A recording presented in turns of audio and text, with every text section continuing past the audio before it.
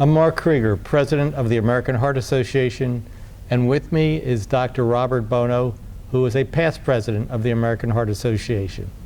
And we're excited to talk to you today about our upcoming scientific sessions in Orlando.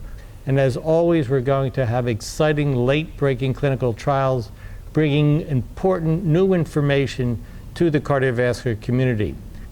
And this year, we'll also be looking at analyses from important registries. Bob, tell us about some of these registries that we're going to be hearing about. Well, it's important that in addition to these very important late-breaking prospective randomized trials, we also have important data from registries, because sometimes that's even more informative of real-world experience. And so at the meeting coming up in November, I'm really excited about several registries. One is a study coming from Netherlands looking at the incidence of endocarditis. Since the 2008 change in the guidelines regarding dental prophylaxis, there's been some concern that there might be more endocarditis. There was a study just last year from the UK suggesting that indeed there may be an increasing prevalence of endocarditis. So there's going to be important new data from another registry in Netherlands. You wonder whether this represents real dental associated infections, or whether, as in the United States, is this maybe greater surveillance and also greater imaging, and the bugs many times are not mouth flora anyway, a lot of times it's staph. So we ought to try to get more information from this important study. There'll be a registry looking at patients with hypertrophic cardiomyopathy, matching the phenotype and the genotype to see whether the sarcomeric mutations that can now be identified quite readily and accurately correlate with the phenotypic expression of hypertrophic cardiomyopathy, apical versus septal, the magnitude of thickening, and probably clinical outcomes as well. There'll be registry data coming from the Watchman study.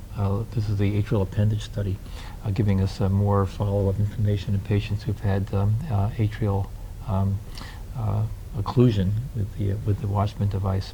A clinical trial I'm actually quite interested in, which I think is a little bit under the radar screen, but could be important as well, comes from the WISE data.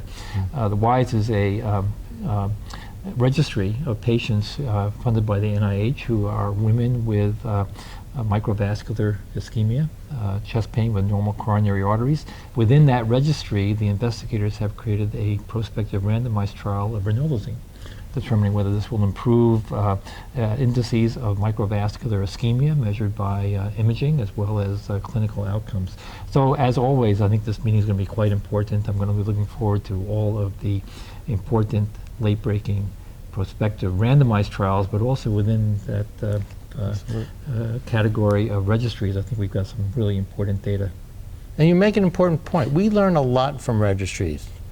Right? The gold standard has been randomized clinical trials, but I think we're all understanding that very, very useful information can be derived by registries, which comes from real-world experience. Absolutely. I mean, the clinical trials only pertain to patients who are eligible for the trials, which many times are excluding patients that we see in real life. Well, I'm looking forward to these presentations.